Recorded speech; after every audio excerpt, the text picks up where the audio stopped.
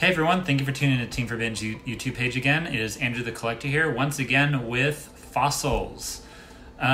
This is more just for a casual rogue status. It's not really, I guess you can say, meta relevant, but it does have a lot of potential in the rogue category, and it's a very underrated strategy. So we're here to talk about that today, so let's get right into it. Alright, so starting off with the monster lineup, we have 3 Weathering Soldiers. Weathering Soldier's main use is when it's sent to the graveyard by battle or by a card effect, you can search out Fossil Fusion. We'll get into Fossil Fusion and the basic strategy for fossils in just a minute, but that's mainly his only use. The best strategy to go along with this, obviously, other than Animancipator, is the Kwaki-Mirus. Each Kwaki-Miru has their own negation. Overlord. When your opponent would special summon monster or monsters, you contribute himself and negate and destroy the summon. Guardian is the same for effects, and Sandman is the same for traps.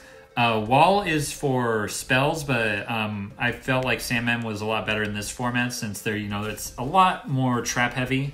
But depending on how the format shapes, you can switch out whichever Kwaki-Miru that you feel would be most appropriate for it. And then Kwaki-Miru supplier to help with the synergy with your Kwaki-Miru monsters. The next one is 2 Kumungus.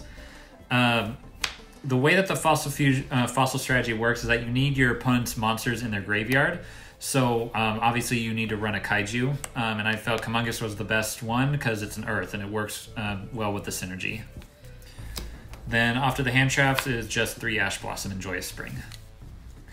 Now off to the spells. 3 Fossil Fusion. The fossil strategy is you activate Fossil Fusion and you banish a rock monster from your graveyard and 1 monster in your opponent's graveyard. You can't fusion summon from the hand or from the side of the field like Invocation, which means it's just a lower form of Invocation, but the fusion monsters, in my opinion, are well worth it. So that's basically why you have the Kaiju, so that way if your opponent has a high-level monster or any kind of monster, but nothing in their graveyard, you special summon Kumungus, and then you activate Fossil Fusion to use their monster as material. And then 1 Time Stream. Time Stream is basically like Fossil Fusion, except that you contribute any Fossil Fusion fusion monster that you control and special summon a monster with 2 level higher. So if you have a level 4 fusion out, you contribute it to special summon out your level 6 to level 8, and so on. And then 3 Miracle Ruptures, basically Foolish Burial for this deck. And if Fossil Fusion is in your graveyard, you can draw 1 card. So yeah, you definitely need to max out on this one. For synergy, we have Diamond Core of Kwaki-Miru. It's pretty much Rhoda for Kwaki-Mirus. And the downside for Kwaki-Mirus is that unless you reveal a rock-type monster in your hand, the Kwaki-Miru is destroyed. But if this is in your graveyard, you can banish this card from your graveyard instead of destroying it. Then obviously 1 Foolish Burial and 1 Call by the Grave. Now after the traps, we run the Solemn Brigade, or at least part of it. 3 Solemn Judgment and 3 Solemn Strike. It's a trap-heavy format, so these cards are really good, especially now. The spicy tech for this deck is Dogmatica Punishment, because all your low-level fusion monsters have graveyard effects. So you activate this, use its effect to pop a monster your opponent controls, and then later on, if it's your turn, or when when you have the opportunity, banish your Fossil Fusion monsters and get advantage off of that. And 2 Gozen Match because it's an entire Earth deck, and a lot of decks can't really function while this card's out on the field. Now after your fusion monsters, 3 Fossil Dragon Skull Gear. Each of the Fossil Fusion monsters, except the high-level ones, have their base effect and their graveyard effect. So this guy's base effect is that he can inflict piercing damage, and his graveyard effect is you can banish him to add a Fossil Fusion from your deck to your hand. Fossil Warrior Skullbone, his base effect is that he can attack twice per turn, and his graveyard effect is the same thing as the last one, except you can add Time Stream from your graveyard to your hand. And their materials is 1 rock monster and 1 level 4 or lower monster in your opponent's graveyard.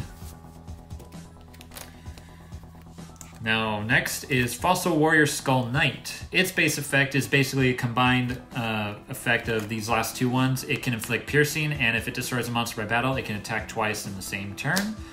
And its fusion materials is obviously a rock and 1 level 5 or level 6 in your opponent's graveyard. And its graveyard effect is that you can banish it to pop 1 card on the field.